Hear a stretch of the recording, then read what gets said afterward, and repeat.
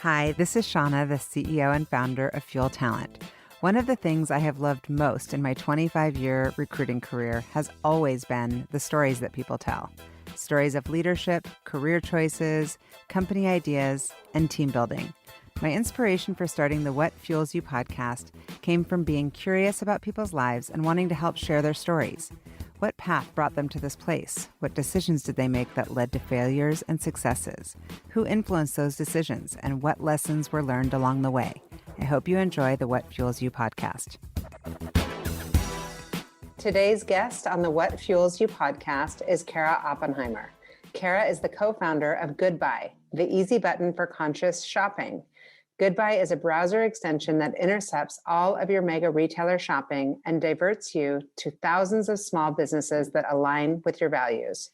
Before pursuing life as an entrepreneur, Cara lived the agency life for 17 years as a creative director, managing, building, and directing the vision for creative teams and Fortune 100 brands. Over the years she spent in the agency world, Cara learned a lot about what it meant to be a brand that lived its values, and unfortunately, on occasion, what it meant when a brand did not. So with those incredible learnings in her repertoire and a deep, long-standing desire to build something of her own, Cara started in on her second life, building GoodBuy. Cara is a Canadian born and raised, mom of 2 boys under 4, and a believer in ordering one of everything off the menu. Welcome, Cara. So good to see you. Thank you for joining. Thank you for having me. Of course. Okay, I'm hitting you with some rapid fire to kick it off. Okay. I love your website. I loved preparing for this and spending time on it. And I'm curious, I'm sure you're a consumer like me. Is there a favorite store or department store where you love to shop? I know you're promoting small business, but I'm curious, this is like, a tough one. We're gonna go kind of 2 parts here. So small business wise, I have an obsession with Slow Down Studio. Okay. They are like art-centric, unique items for the house, really beautiful, like hand-stitched, blankets and drapery. Anyway, I'm just obsessed with their feed. I'm obsessed with their branding, and I'm constantly buying gifts from there. So from a small business standpoint, Slow Down Studio. And then I have to give a giant pat on the back to like my history as a Canadian. I am like an Aritzia addict, and I'm constantly actually using our tool now on our tool to find alternatives sometimes to Aritzia, because I love their brand and I love that they just know their customer and are constantly serving me, who I'm a they're puffer. Do you have the puffer? They're like puffer jacket? I've got like a million, honestly. I live in Boise now. I'm Canadian born and raised. And so I've got all sorts of variations on thickness and weight of puffer jackets. So I've got the duvet coat. Every duvet color, that's awesome. I'm all of 5'2". So the duvet coat swallows me alive, and from the back, it doesn't look like I'm a person. It's just you're like walking in a sleeping bag. I love it. Okay, yeah, exactly. What's your dessert of choice, or like someone's making you a cake or something for your birthday? What are you going to have? I'd say key lime pie or any other variation of a pie. I love like acidic things in food. Oh, yeah. I'm so we would be good together, because that would make me not eat dessert. Whenever someone's like, chocolate and peanut butter, I'm like, okay, yum, and key lime pie. Honestly, I don't discriminate on desserts. I have to say, like, there are like very few desserts I don't eat, and everyone here at the office knows I eat dessert after breakfast and I eat dessert after lunch. It's kind of like I got a sweet tooth. Lucky you. I wish I could do that. Okay, what's your number one bucket list place to ski that you've either been to or want to go to? Oh, so you knew I was a skier. I would say probably like Swiss Alps. Do something really interesting, go somewhere in Europe. I haven't done the European ski thing, and I would love to do that. But I'm Canadian, so I've done all this sort of West Coast Canada ski stuff. Yeah. What are words of advice that you would give to your younger self? Listen to my gut. I have, I know it's so cliche, and I hate even saying it out loud, but I just feel like my superpower is my own intuition, and my own, like, that little inner voice. And I wish I listened to it sooner, and I wish I listened to it more like steadfast. I wish at every moment that it told me something, that I didn't waver. What's your biggest pet peeve? I think everyone in the office could answer this one too. This is like a little heady pet peeve, but seeing people being bullied, or people without like the ability to stand up for themselves, or the best way I can explain this is I'm the random bystander who, if you filmed me on like what would you do, would jump a counter to help somebody being harassed. I cannot stand it. I'm very vocal in those environments, and a big pet peeve is when people are rude to other people for no reason. I mean, last week I went up to a sales clerk who was being harassed by somebody, and I listened to it happen, and I tried to get him away from her, and walked up to the woman and apologized for his behavior, because I can't stand that stuff. I can't. You're setting a good example for your kids. That's great. What is the first thing that you like to do when you wake up? As long as my kid hasn't screamed to wake me up, because that's my life these days. I have an 18-month-old, or now a 19-month-old, and a 4-year-old. So most of the time, that's my least favorite way to wake up, but it's how I wake up, is them kind of sounding the alarm. But favorite thing to do when I wake up, I'm a tea drinker. So walk right over to my kettle, turn that on. I want to be a tea drinker. So who in your life do you most admire? Oh, I've got a lot. It's a really tough one, but you know what? I just have to, this is going to sound cheesy, but my co-founder. I feel like it's the reason we started a business together. We're very different people, but have found this like kismet relationship together. Vulnerable with each other and constantly learning. And the way she handles her relationships in life is incredible. I have obviously the other answers of, watching my dad be creative and my mom be such like a best friend to me growing up were also wonderful, but relevant to me right now, I think. I love that. I saw on your website staple in my life. I saw like we're in a relationship together, but married to other people. Yeah. That was adorable. So you talked about Canada a few times. What does it mean to you to be Canadian? Because my friends who are Canadian are very proud. What words, I guess, what anchors you in that culturally?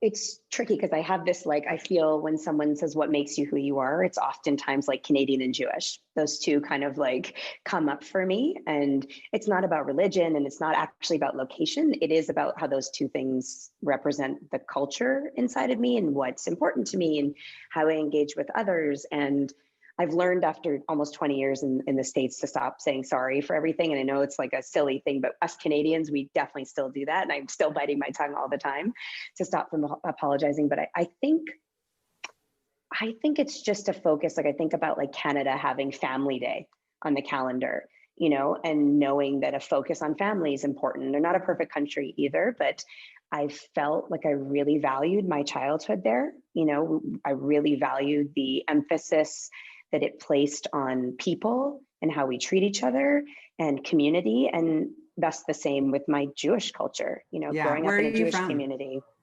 So I am from, this is a little bit, I'm going to give you the sidestep routine, but I was born in Winnipeg, Manitoba. It's kind of in the center of Canada. I lived there till I was 8, moved over to Vancouver, made a lot of friends there for a couple of years and lived in Vancouver with my family. And then we kind of set up roots in Calgary, Alberta. Which is kind of just in the Rockies and just over from British Columbia. So I grew up all the way through university in Calgary. And I know you, all that kind of stuff. Oh, that's awesome. I know that you got a degree in college. I'm kind of skipping ahead and I want to get back to childhood, but you got a degree in design, visual communication, and advertising, a big whole lot. Were you always at what age did you realize you had kind of a creative eye? Birth. This has been, it's the most fun thing for me to talk about. Honestly, I just feel like I light up thinking about creativity and using creativity to solve simple problems, complex problems, societal dynamic. That's been the progression of my life, has been, from, I'd say, as soon as I had cognitive ability, my mom kind of tells me stories of how I expressed myself through dance, which was a big, important part of my life. And, in 6th grade, I made a bubble gum machine because why should anybody have bubble gum just out of a bag? I created a little Rube Goldberg machine that I brought to school and was for my friends. In 10th grade, I built a business that I called, it's embarrassing to even say it out loud, but Iced Couture. And I had business cards where I custom built Swarovski earrings for people's grad or prom dresses, as you call it here. Oh, that's amazing. I built a sweatsuit, kind of printed sweat brand when I was teaching kind of hip hop dance in Canada. So creativity, expression of creativity my whole life has been central to my being. It's my everyday with my kids. When I write a note for school, it's what lights me up. and it's what lit me up through my whole career is like taking a complex problem, or not even a complex problem, just something that needs to be solved, and applying like a really unique element or creative element to it. I even like my bedrooms growing up, I had a Willy Wonka theme room. My dad was like, oh God, luckily he had a furniture store. So I was able to constantly shift, but I had an African theme room where my mom refused to go in because I had plants everywhere and you could barely walk in the room. So I had that. I had lickable wallpaper because I put those little like candy things on the wall. Into it. Oh so yeah. Being a creative sometimes is almost at odds with being strong as far as your business mind. Is that something you've had to hone, or is that also something that's pretty natural to you? Because it's amazing, like talk about a triple threat when you find somebody who's really strong, both creatively and has an ability to think like a business owner. I feel lucky that I've fine-tuned it over time, but the application of like business use cases to my creativity has, like I mentioned, been inherent. Like if I'm going to build this, what else can I get out of it? And so the answer to your question is pretty simple, that I have felt inside of me both of those things, the execution piece, the execution piece as well as the creativity piece. And when I first started my career, I kind of cold called. I came from Canada and really wanted to live in LA. I was a dancer. I'm like, oh, I'll do music videos and I'll work in advertising. And I got the advertising job pretty quick by kind of going around to a bunch of agencies, but I was hired as a designer, when I first started, but very quickly they realized that I could handle the actual project management side as well. So in my internship, I went from an intern to designer / project manager for an account at the agency I was at. And I was 21 right out of school. That's amazing. So was it a given that A, you were going to go to college, and B, that you were going to stay in Canada? I don't know anything about Alberta College. Totally. How did you go about making that decision? It's kind of a funny story. So it wasn't a given I was going to go to college. My parents were great about like, you're so creative.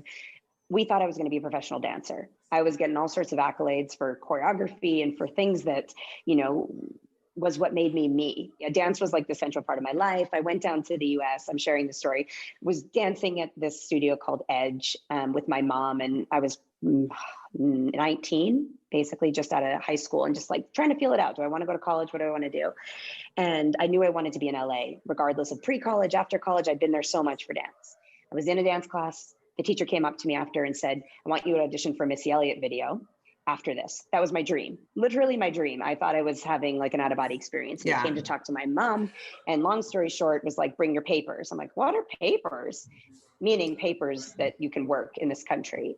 So I couldn't go to the audition without papers. And so it immediately set through for me, what do I need to do that? And immediately I realized it was going to be hard to get papers without an education. And luckily my smart ass mom, classic Jewish Yenta, had already sent in an application for school for me just in case. So I came back. That's awesome. I swear to God, I came back, went to the University of Calgary, which is a great program, kind of was dabbling and trying to see what I wanted to do, and then ultimately applied to the degree program, which I went to, which is much more like 40 people in my class. There's a portfolio application process to get in. I was already very into art and drawing, and so decided I wanted to, go into advertising and really kind of hone that skill through those 4 years of school. So the degree I have is in visual communications major with a minor in advertising. And then while I did that, I was successful in it, like got student awards and some publications, and was like, I'm going to go to LA now and become an advertising person, work in agencies. I got the bug. And so, yeah, that's how I got here. And so what was the interview process like, or the process of kind of how do you find a job? You went right to LA, got your first job out of college. How did you get the papers? Did they sponsor you? Like, how does that even work? So yeah, this is funny. I am, if someone used one word to describe me, it'd probably be like tenacious. Like I'm a bulldog when it comes to getting what I want in any scenario, whether that's good or bad for the people around me. But I try and do it with class every time. But this one, I built a list of agencies. I printed out my portfolio, and I flew to LA with my family. And I'm privileged enough that they were able to, pay for that flight and take me down there and rent a car. And we spent spent a week looking at my list, and they just would drop me off, and I'd go in and drop my portfolio and cold call. And I went to about, I think, 40 something agencies. And I got a call from one of them, which became almost 10 years of my life after that. They wanted me. That was the Jack Morton. Exactly. So I worked my way up into being a creative director at Jack Morton, which is a large scale brand experience agency. So they sponsored my sort of temporary visa. I convinced them to do that. I don't know how I did that as an intern, knowing now that I've hired interns and it would be really tough for me to be convinced to do that. And things have changed. Things have changed for sure. Things have changed. Yeah. They brought in their legal and, we got things sorted, and I had a series of sponsorships over the last, 17 years. And that was the career I was in until July of this year. So you worked in creative, Jack Morton, and then XD agency. What is that like for people who don't know? What is a job of a creative director in an ad agency? What does that person do? So first I'll clarify. So when I got out of school, I graduated with an advertising degree, but I very quickly found a niche in what was I didn't know it yet, but an emerging kind of advertising called brand experience. And so Jack Morton and XDA, which are the agencies that I worked at for 17 years and managed creative teams at, function exactly like a traditional ad agency, but they do, and I worked on a non-traditional advertising. So essentially engaging humans in live environments, massive scale, it can be anything from a conference all the way to, digital campaigns, to immersive pop-up experiences, to the tangible brand experiences that make people feel something, that instigate goosebumps. So really connecting with humans in a way that wasn't just a print ad or a voice piece. I had to learn about how to do all these things, how to communicate, in a creative way, but having sort of like one shot to do it, one moment in time, one temporary exhibit. And it's a fascinating career. It's exhausting. It's like the events industry, but for brands. I was about to say, it sounds like the events industry where there's not just the creative, but then you've got to just hope that all the logistics come in place at the same time. And of course, it's not just you on your own. So vulnerable. Yes. It's so vulnerable. It is, like I said, it was the perfect place for me because I was logistics in my mind meets creativity. And so I can't even imagine that. I would be too anxious. I love throwing events and being at events, but if I felt like I could see people's faces and I felt like everything was riding on, yes. Are they getting the goosebumps? Are they feeling what I'm feeling? I remember having this moment of kind of, aha, I love this idea. Does it resonate? That would be super stressful. It's a lot, and you grow a thick skin. And I honestly think people that have this career, the people that are still my cohorts working in those, those companies and other companies that do the same thing, it is a very, very tough job. And you need to be able to almost thrive in chaos, because no matter what you do, the situations end up chaotic. And there's incredible producers involved and account people managing brands. But I learned so much. Yeah. Well, it sounds like it. And talk about getting you equipped to do what you're doing now with GoodBuy. Was GoodBuy something that you thought of, or did you meet your co-founder and you guys came up with it together? Tell me about the origin story. Okay. That's my favorite part of this whole podcast. The whole reason why I started it. I love these parts. So you segued perfectly. So fast forward through 17 years of managing creative teams, account teams, I was still working at my job when we came up with GoodBuy. So Carrie and I had our two children together. We both have two children the exact same age, both about, our youngest ones are about 2, oldest one's about 4. And we met when we both moved back to Boise with our husbands and ran into each other at a daycare. There was an extreme lack of diversity at the daycare. I made a comment, her husband made a comment to the people there, and then we bonded over it and decided not to go to the daycare, but to exchange numbers. Long story short, Carrie and I had our first children about 24 hours apart in the hospital, like a literal high five in the hospital as one exited and the other came in. And you can imagine, being a mom yourself, what breastfeeding a child and being on maternity leave together looks like when you're blocks away from each other's homes. So we cried together, we bonded together, we were half naked in a room, breastfeeding our children together. We know what that looks like, as a mom, and just became fused as humans, and just realized the synchronicity we had with our families and how much we loved each other on, the family side, but also on this entrepreneurial side. I was working, managing a creative team at the business I was doing, applying my creativity to brands. She was running her own company around new minimalism, it's called. She wrote a book, was really speaking about like consumption and intentional consumption. And all these worlds were just merging, and we kept toying with these ideas together about like, can we do a kids consignment thing? Like, no, and it had to feel right. And we had these ideas that were good, but they weren't quite nailing it. And I was breastfeeding my son. This was in February of 2021. And I woke up at about 4 a.m. as I was breastfeeding him, like all good ideas happen, and was like, holy shit. And I text Carrie while I was holding him and holding my phone. And I said, what if we create a browser extension like Honey that intercepts all of your reflexive online shopping habits? You're on Amazon, you're on Target, you're on anywhere you usually shop, and pops up with the same exact product or similar, maybe even better, from a small business aligned with your values. And that's kind of similar to the brand language we use now.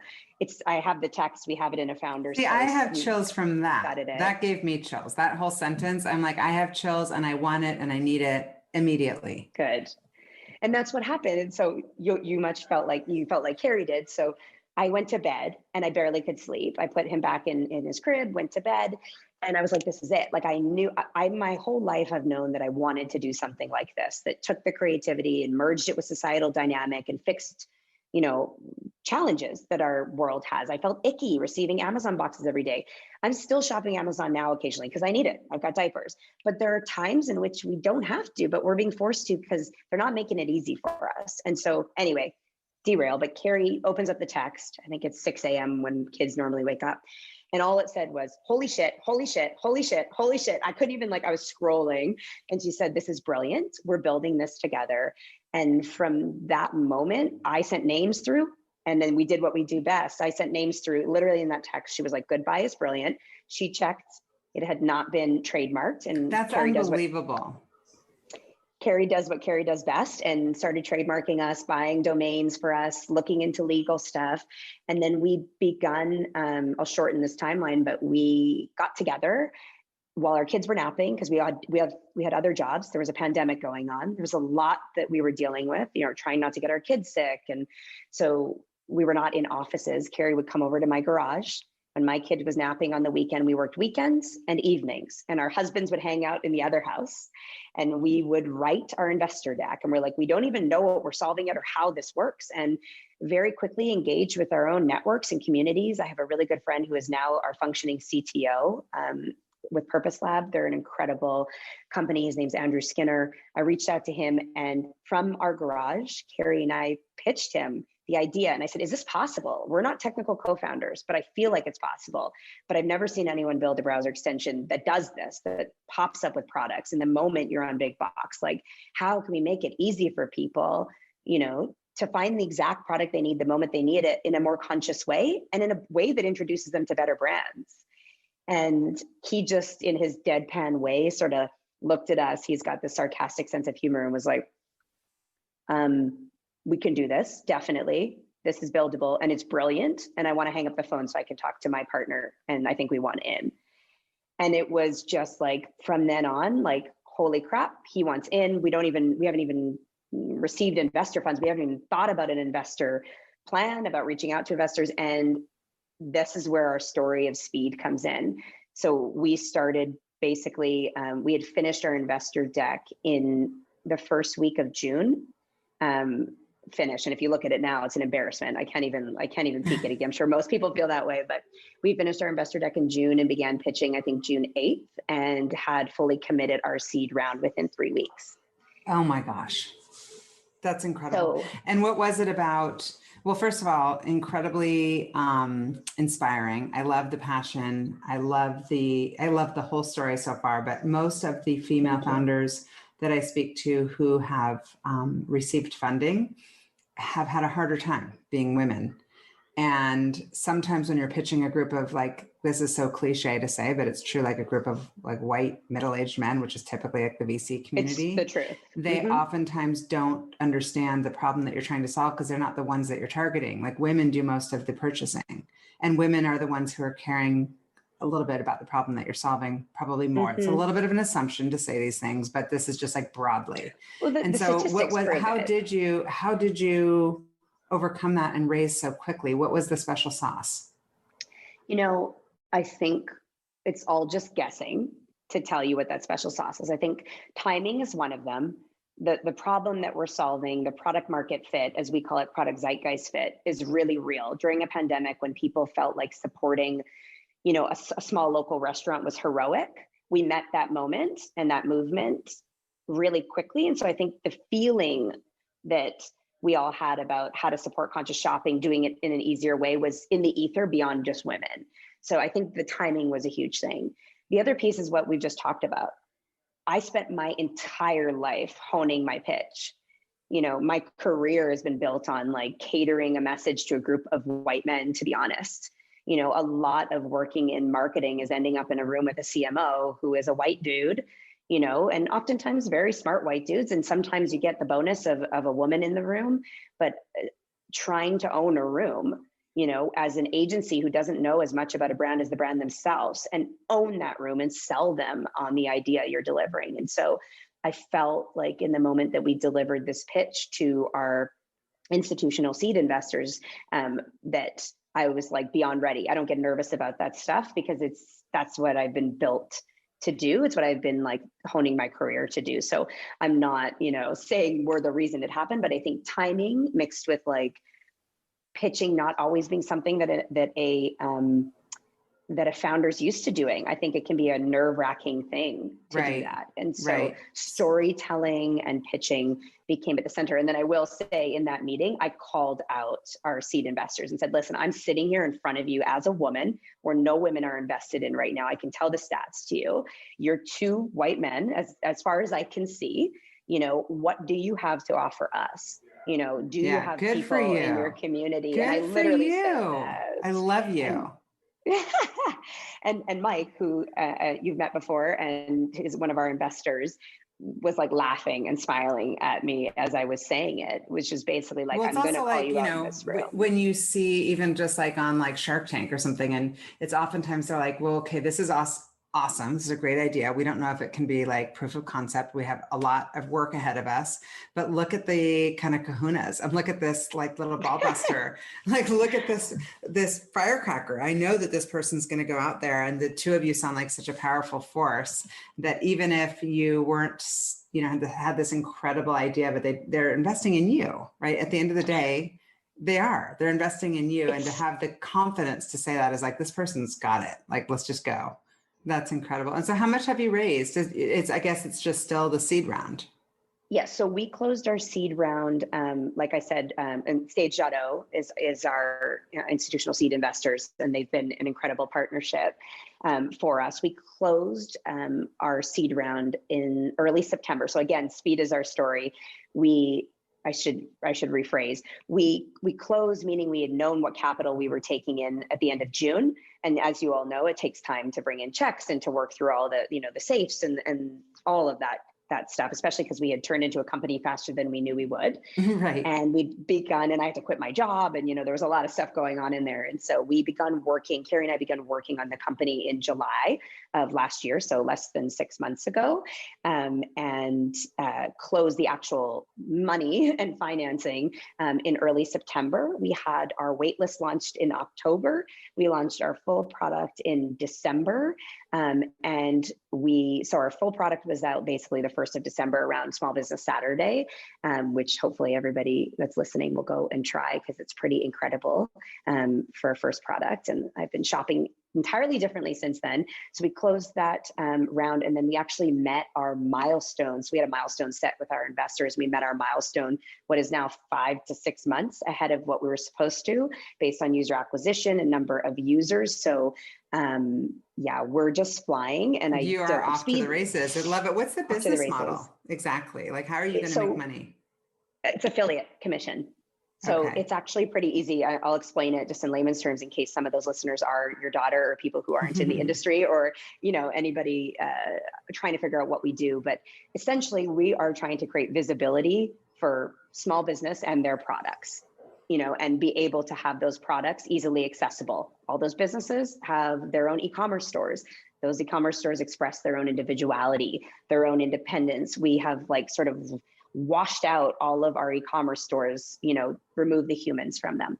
So we're trying to create this sort of funnel everybody over there. And so what GoodBuy is essentially it's a search engine of the largest search engine ever of small businesses in one place and all their products. So that's 183,000 small businesses that we have, 19 million products. There are no other search engines that exist that are this broad that allow you to see them as quickly as your product need. So the way that you would go to Amazon and search, a bud vase, you'll just type it into Amazon and it pops up for us. And so when it pops up, so when our tool does pop up, or when you're visiting our future, in a couple of months, we'll have a mobile version searchable of our tool where you can kind of toggle your values. When a product pops up, you're actually seeing the product listing inside of our tool, but from that individual store. So as you're scrolling through, instead of on Amazon, when you see something, they're forced to conform to Amazon standards. And then they're forced to give a lot of their revenue up to Amazon, to be a part of Amazon's network. They get the visibility, but they're getting a lot of their revenue taken out, and it all looks the same to you. They also can get really screwed. I have some friends who sell as on Amazon, and if they get one bad review for one bad thing, exactly, Amazon can kick them off. It's a terrible partnership. Awful. It's not in favor of the small business. Yeah, at all. It's not in favor of the small business. Even when they say they have small businesses, they're not supporting them. And I think that's the trickiest part is we're not here to shame anybody for using Amazon. Again, I still use it sometimes, but there's so many other ways we can make it easier to shop better, shop cooler, shop more diverse, support the people you want. And so just to get back, I'm tangenting, but just to get back to when that product list comes and you're scrolling through these, oh, that's a cool chunky boot I'd rather have, or a cool bud vase. When you click on that store, that product, it just goes right to that store. So we're kind of a broker between your search results, because you would never have seen these businesses before installing GoodBuy or before visiting GoodBuy. You'd never would have. They would have been on page 25 of your search results. You would have seen Crate and Barrel bud vase instead of seeing Slowdown Studio bud vase. And so the search tool pops it up for you. You click over and we go right to the store. And then if you buy it on the store now has a sale they would never have had before, because that person would have bought from Crate and Barrel. And we now have a commission. And that's how our business survives. Amazing. So it's an affiliate commission that pass through. The way I like to explain it to is just we're like a broker, like the friend you'd go to, a trusted friend who would say where do I go to support a Black owned business that sells vases? Yeah. We do the search quickly and use technology to do that. So you've obviously got this badass CTO, you've got the two of you. And to me, the biggest gap or the biggest challenge if I was trying to solve this problem would be okay, how do you get customers to even know about? Because you get hit by so many different businesses. They all kind of blend together. How do I find out about GoodBuy if I'm a consumer? And then how do I find out about GoodBuy if I'm a small business? Do you have a sales team cold calling all these small businesses? How does that happen? So this is it's the most loaded question for our business. So it seems really hard to crack. What a hard problem to solve. So we have a steady, exciting growth in user acquisition. We are, I think the best way to explain this, because it's two parts. We're a two-sided marketplace, right? We've got the retailer part, which is acquiring, building relationships, building rapport with the diverse owner identities, with the diverse businesses, the diverse categories that we offer, and building that up, right? So we've got that side of the business, which is this whole beast in itself. We've got the other side, which is our focus right now. And the focus is on customer acquisition and building up our users so that we can say to them, this tool exists. It's important in your new shopping behaviors. It's worth downloading. It's worth engaging, and that is where our focus is. So to answer your question, in the short term, our focus is on customer acquisition from a business model standpoint and from ensuring that the dollars in investment for our business go further. We are focused on our hires being inside of brand building and marketing, inside of customer acquisition, inside of storytelling and building trust with customers, because we're building that quickly and rapidly. And it's an easier story to tell, as we're talking to future investors, as we're, talking to retailers down the road. Our customer acquisition costs for retailers get to be a lot lower once we say we've got 10,000 eyeballs, who would see your seems like a store that really wouldn't see it big after. challenge, though. And It's I'm a huge not to challenge. put you on the spot, but I'm in Yeah. my mind going, okay, if I didn't know you and I wasn't your friend and, didn't know Mike and I was just somehow stumbled upon GoodBuy, I was like, oh, this looks cool. This aligns with my values. I'll download it. And I couldn't quickly get what I wanted. I might lose interest. And so if it's a chicken and egg thing, because you have to have the retailers so that the supply is there of the things, or So right? to clarify, the retailer side is basically, I guess the best way I could put it is like, we're serving the community we're building, but the active pursuit of retailers is on hold because we have so many retailers. Okay. I can't really got it. explain how. It is part of our special sauce, but we used our Oh. creativity and our ingenuity to access these 183,000 businesses, to vet That's them incredible. along our standards, to pull in 19 million products. Like, we have a huge search engine. Like already existing. That's incredible. Exactly. And that is the special sauce of what we've built. And what's so cool about it is that we're just passing through right now people to those businesses to build up our identity as GoodBuy. And so more as days go on, we're in a bit of the long game, with some, and just trying to introduce our brand. I think we're very heavily focused when it comes to the customer side. So we do not need to focus. We're serving the customers we have. When people decide to download GoodBuy or install it or add it to their Chrome browser or visit our search engine that will be available in a couple weeks, the response is shocking. They're like, holy crap, this thing actually works. Like, I know you said it was going to pop up on top of Amazon and Target and Walmart and Macy's and give me better products, but like seeing it in action, because there's no comps, nobody's built this before. It is a moment. And that word of mouth has been great for us. Yeah. I will say also what we've noticed is that once we actually, so it takes a lot to get someone past, like you're saying, where they think it's just another marketplace, right? Because there's no comps. They're like, oh, do I need to? I'll follow them, but I'm not going to do it. So it takes a lot to get someone into our world. But once they use it, you never lose them. We never lose them. We've been seeing the just under 1,000 active users we have right now, which, by the way, we've been live for like 4.5 weeks. So we're really proud of those 1,000 users who are using the tool. Our numbers are growing steadily. Like, we're having an insane pace, and it's starting to kind of, even post gifting season, continue on. Yeah. But the people who are using the tool are engaging with it actively. They're engaging with the purchasing. We're seeing a really high purchase rate, a click-through rate of 11%. So when the tool's popping up, most 11% of the time our aspiration was 2%. So 11% of the time having people click through to purchase something is wild. That's amazing for us. That's so incredible. Again, it's the adoption. And so what I said to you earlier before we even started, chatting, before we started recording, was the important aspect for our business is figuring out now how to take this 19 million product strong, incredible small businesses and introduce them to the world.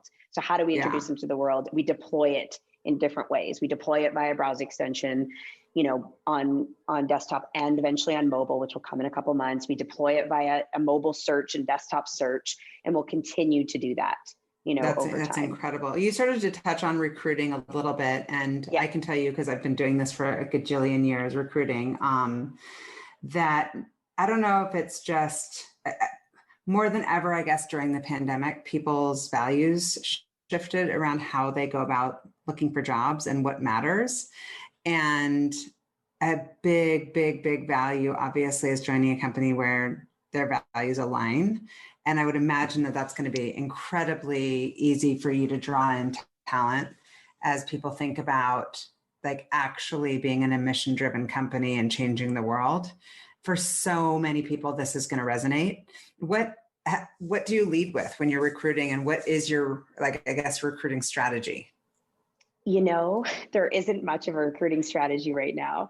And that's just in like all transparency. I've done a lot of hiring in my life and found it a lot harder than it has been since starting GoodBuy. And I think we've had a lot of organic hires, and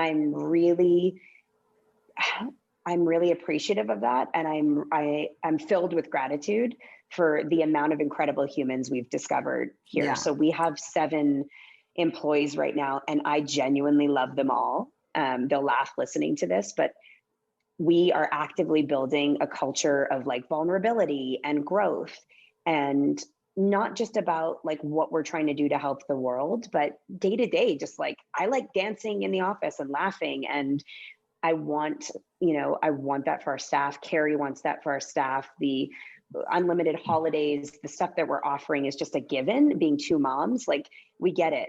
Our entire staff, like half of us are moms, and we've been out half the time. Like half the time we've been working on this, or we're home with our kids or in the background. I know everybody's used to that now, but there's a difference in like The a true empathy, understanding and empathy. And so I will just say that recruitment strategy has not been sound because it's been so organic. People hear about what we're doing. You know, we hired our social impact strategist and like retailer community manager, Sienna, who's this wonderful human, because we had heard via somebody else that she was in existence and lived in our city. And we couldn't believe it. We had a conversation with her. We just made a role for her. And now she's working to like help us identify like diverse owner identities and how to speak to different identities. And we're actually creating a small business advisory board, which we have about half full right now. And it's just full of unique owner identities, unique small businesses, both brick and mortar and online. And we're really excited to get that together. So the recruiting has not been that thoughtful. It's been thoughtful in the sense of what spots we need to fill. We have an incredible designer. We have diverse identities already built into the 7 humans. That's amazing. That are you guys in person, or are you working remote or a combo? We're combo right now. Well, right now, as we do this interview, we're in the middle of what Omicron surge. So right now, Carrie and I are in the office in N95s, yet still hugging. So it's a little counterintuitive. Right. But we are in the office like that. And most people are working from home because we're trying to be cautious, but people don't love working from home because we love the energy we have. Of course. So, but previous to Omicron, we were in the office and testing and boosted and all that kind of stuff. And Terry, who manages our operations, he is out of Boston, though we want to move him down here. Well, eventually. This is why I wanted to ask, because there may be people listening who would want to work with you. So are you open to hiring people who are in other communities? And are you like kind of geographically agnostic, or do you want them in Boise? Depends on the role. It depends on the role, honestly. And I can go further, but I'd say yes, especially we have a role that we posted today actually for a performance marketer. It's a director of performance marketing role. And we'd love that to be local, but that does not have to be local. We're looking for kind of a bit of a unicorn and someone who's really excited about our business. So we're very open to that being pretty much anywhere.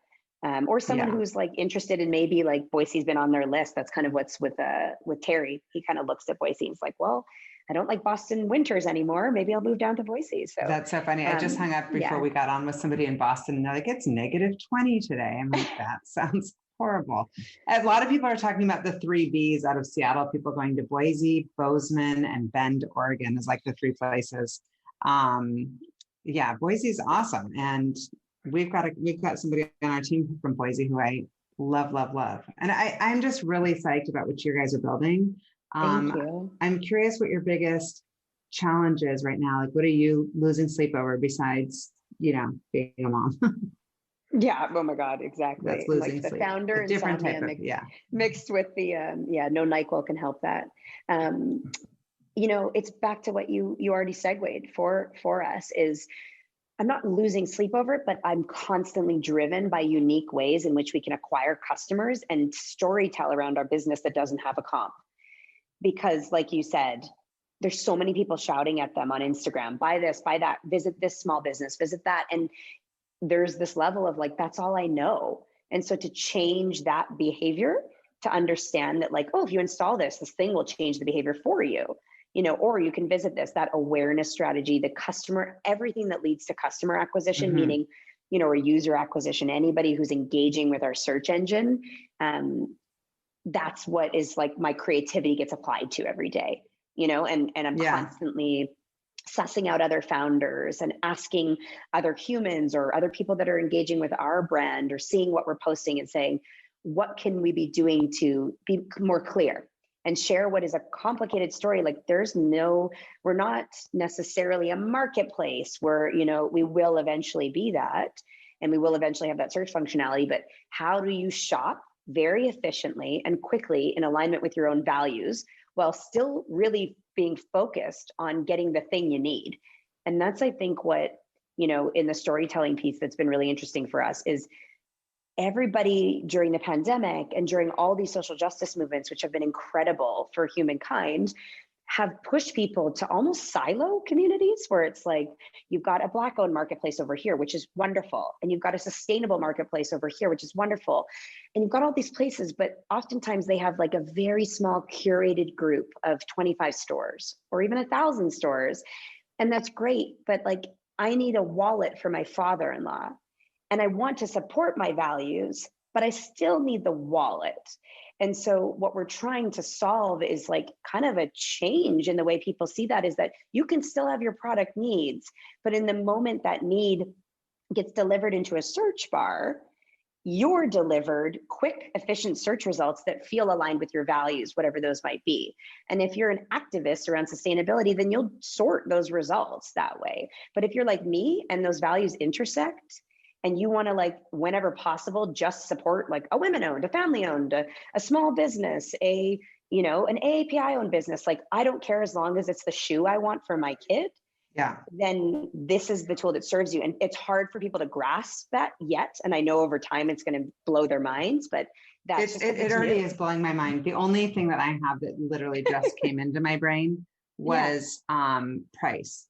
Like, will I get the same price? Because sometimes you have to, if I have a girlfriend who owns a clothing store here and I shop there all the time, not only because she has incredible taste and like literally half my wardrobe's from her, but because I want to support my friend in a small, women-owned business. Of course. But then I'm like, okay, I want to make sure that when Nordstrom's taking a markdown on, the Veronica Beard, that she is also. Oh my God, I love Veronica Beard. Or, as a random example. Random example. But so sometimes small businesses can't afford to give the same price, pass through the same price.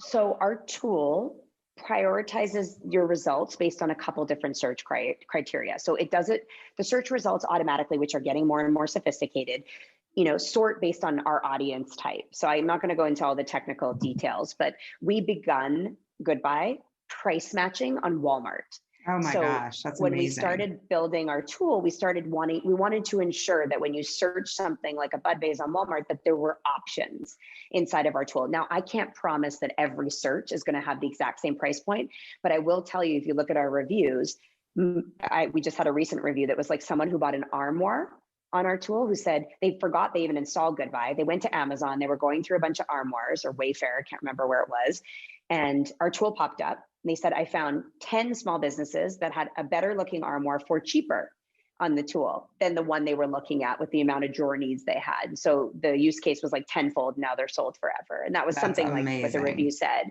So I will say that sometimes though, we just did a search result for puffer jackets. We talked about it earlier on, but you go and look at that Amazon jacket that everyone has. I honestly have it.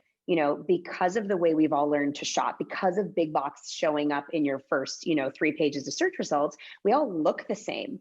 And a lot of people don't like that. Like there's a lot of like us all in the same sweatsuit from Target and us all in the same jacket from Amazon and us all in the same, those Yeezy looking like weird slipper things that everybody wore in the summer. You know what I'm talking about, because we all wear the same thing. And what the tool does that's so cool is that it just makes you discover, and I go back to the puffer jacket, if you type in puffer jacket into our new search bar in our widget, or just search it anywhere and watch our widget pop up, the first 10 results are like a faux leather puffer, a rad, like from Girlfriend Collective, there's this really rad like tan puffer.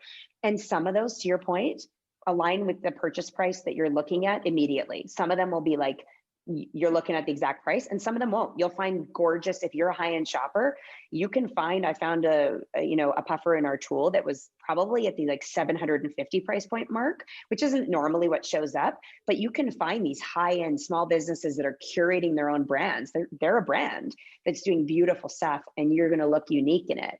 And I think that's what's interesting. So back to the point of sort by price, our tool does stuff automatically for you, but there's an update coming in a couple weeks that will also be in mobile search where you can sort by. So it'll do our natural search, almost like our native search sort by results. that being that might not even You be a can value. sort Not by, that people want to waste exactly. money, but like for me, it might be more important to support a small Exactly. women-owned business. And I don't care if I'm saving the $10.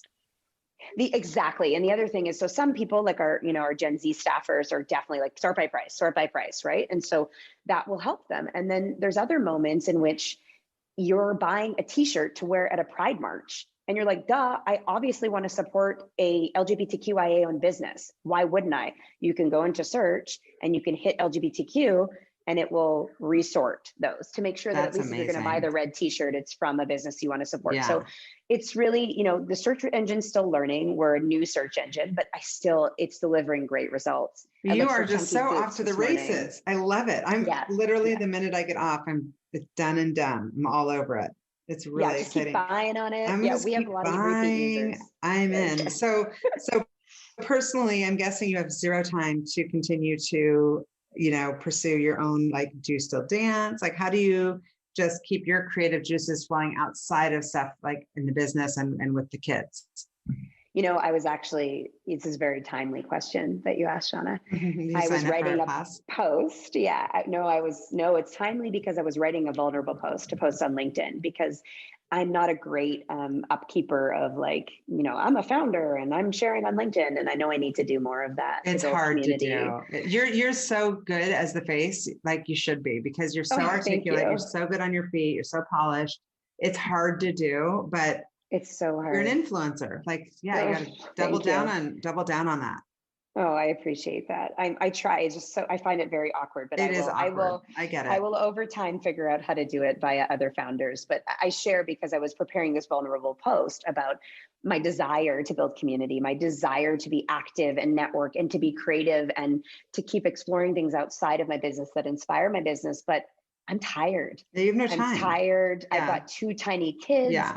And, my energy at work is very focused and very efficient. And I'm here for my team. But I do feel a little drained. And I'm looking forward to, as my kids get a little older. Yeah. And my time becomes a little bit less run around and clean the house and put the light bulb in that we need to when we do, to actually be able to focus on myself. Like I miss dancing. When you say it, it makes me want to cry because I want to teach a class. I get it. But you know what, there's not to be like old lady, I'm older than you, but like the advice part is like, there are seasons and you will look back and be like, that was the season of like, holy shit, I can't believe I did that. You'll look back and be like, that wasn't even me. Like, how did that happen? I had these 2 little kids. I started a business in a pandemic with somebody that I kind of just was getting to know. Like the whole thing is incredible, but this is just that season. It's so funny. And you have your whole life for dancing and for all these other things. I really appreciate hearing that. And it's something I tell myself all the time. I came across this article once and I wish I could quote where it was from, but it's really stuck with me that, it was like, so the headline was something like, stop focusing on work-life balance and focus on work-life fulfillment. And what they meant about that was that you could be fulfilled, that when you think about balance, you think about a weight that has to be even all the time. And so in your mind, especially as a woman, as a mom, as a founder, as all these things, you're constantly trying to keep them in balance versus thinking about it as like, I can be really fulfilled by my work in this one moment. And my kids can be taking, sitting a little by the wayside right now. I'm obviously still there for them, but there's stuff I'm focusing on at work. But then know that like that might shift in a moment. And whether it's for a week, or for an hour, or for days, that fulfillment can be different things in different moments and not have to be in balance. Yes. It's like changed me reading that article because I was like, or not to look at that balance, that scaled balance as time balance, because it's about impact balance. Like if this is a good use of your time, because you're hopefully hitting a lot of people listening, then this is a good hour spent. And if it was like, otherwise I'm going to just throw my kid in the back of this car to run errands to be like, well, I was a good mom because I was like with my kid, but I wasn't present, or moms who are like, well, I need to volunteer all the time, but the kids don't even know that you're volunteering. Like being with the kid. Mm-hmm. I could talk about this subject forever. And maybe it's because of my own mommy guilt as a full-time working mom, but I know that when the Jewish guilt meets the mommy guilt, it's like explosion. I know. So what's your ultimate fuel? What fuels you as we come to a close of this awesome conversation? What fuels me is conversations with other people.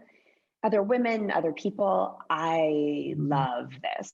Like listening, hearing, talking with other people, learning about new things is a huge fuel for me. Hosting parties, having friends over, learning about people. That's hard with children. And so I miss that part of life. I was always let's be creative and come up with a theme thing we're going to do today. Just sort of building. Send me your ideas. I'm old and I can do it. My kids are self-reliant now. I'll take all your ideas. I love it. Okay. So I'll do that. So that fuels me. Is like, I'm fueled by being around people. My husband would joke, he's going to listen to this and be like, I don't like being alone. It's a thing. We're like kindred spirits. I feel like I'm interviewing me right now, because if my husband was listening, he'd be like, wait, is that you? That's 100% me. Yeah. I love to be around people. We're extroverts. We get energy. And then the other thing, which I think you're going to also align with, which what fuels me, and this is going to be the most shallow thing ever to say, but it's what ultimately fueled me to start this business, is I love shopping. Oh yeah. I love fashion. I love that you know that I love that. Yeah. I just know. I have a feeling. You're shopper people. Yeah, but I love shopping and going, honestly traveling and going into small businesses and chatting with owners and buying something cool and making them feel good that I think about later, whether it's a piece of art or a new jacket. Yes. I love the memories that are in the things we buy. And that sounds a little materialistic and not sustainable, but I just love shopping. And so I get that little jolt. I'm getting it right now. You're making me want to shop. I'm going to download my GoodBuy. I'm all over it. And thank you so much. It's so much fun. Of course. Thank you for having me, Shauna. This was a great combo. Thank you for listening to the What Fuels You podcast. Be sure to subscribe, rate, and review on iTunes, Google Podcasts, or Spotify, and follow us on social media to keep up with the latest news and episodes. You can also contact us at podcast@fueltalent.com to provide feedback, ask questions, and share topics or guests you would like us to cover in the future. We hope you feel inspired by our guests and that we have helped fuel your day. Join us next time for another episode of What Fuels You.